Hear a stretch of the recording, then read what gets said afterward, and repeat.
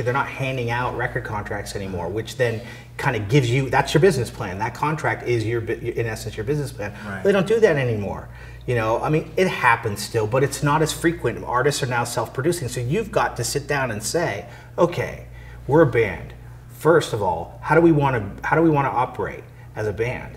Are we all going to write songs, or am I going to write songs, or are you going to write the songs? Okay, so you have to start with that building block. Then you've got to work to the next building block. How are we going to manage our touring? Are we going to tour? Are we going to tour locally? Where are we going to record? When are we going to record? What songs are we going to record? Who are we going to record with? Do we need to get an attorney? Do we need to get an attorney to come in to help us find a manager and to secure that deal? Do we need to bring in an attorney to write an agreement between all of us on what our rules are? Once we record music, who's going to own it? Who's going to own the sound recording copyright? Is all the band going to own the sound recording copyright? Who's going to own the copyright for the written music? Is it going to be all of the people who wrote it? Is it going to be one of the persons that wrote it?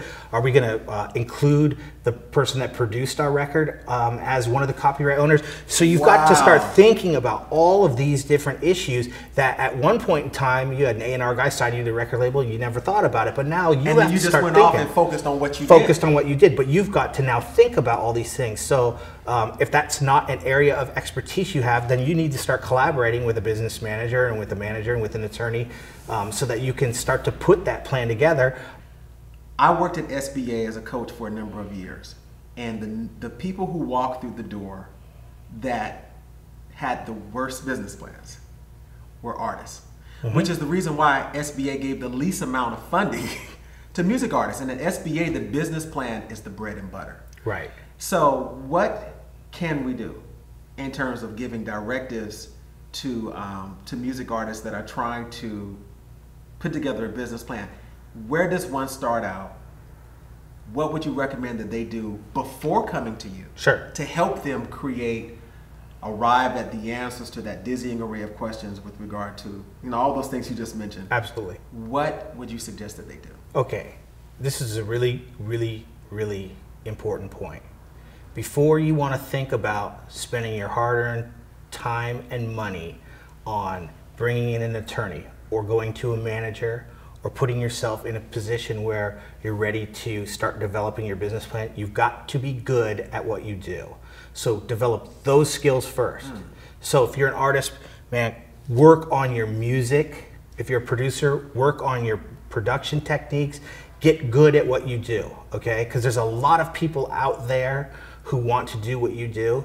So you don't have to be the best in the world. It's not always the most talented people that make the breakthrough. It's oftentimes a mix of talent and desire and drive and the ability not to give up. But you've got to get good at what you do.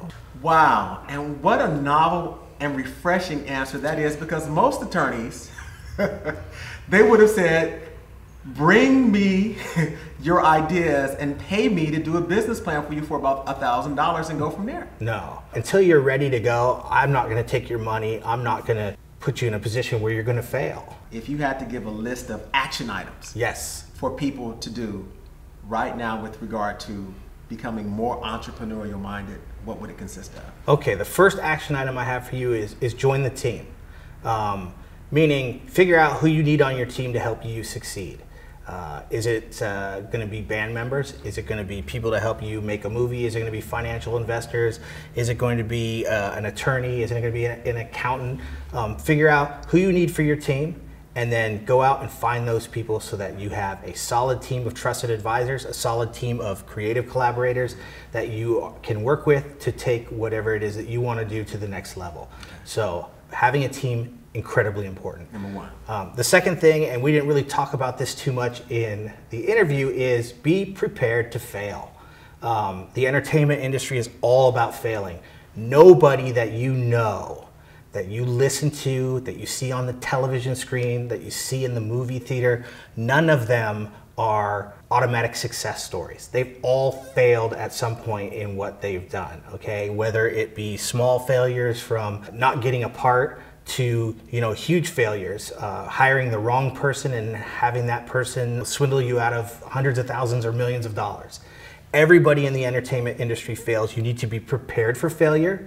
You need to anticipate that you are going to fail, and you need to figure out how you are going to overcome that failure so that you can continue down the path to success. The third thing that is really, really important is that you've got to be passionate and you've got to maintain that passion. And I think these 3 points are all tied together, because things like failing are going to knock you off that train, and we don't want to kill that passion. So it's really important that whatever you're doing, you have to stay passionate. I am making the general assumption that if you want to be in the entertainment industry, that you naturally are starting out as passionate as you can possibly be. This is not an industry where you can just kind of get by. If you are not passionate, if you are not excited, if you are not filled with ideas and creativity right from the very beginning, probably not the industry for you, right? The 3 key components of, joining the right team, having the right team around you, being prepared to fail and accepting failure because it's going to happen, and then maintaining that passion, in whatever it is that you want to do. Those are the 3 things that I think are really kind of keys to success. That's excellent. And that's a wrap. Thank you for your time. Fantastic. Thank you. Thank you.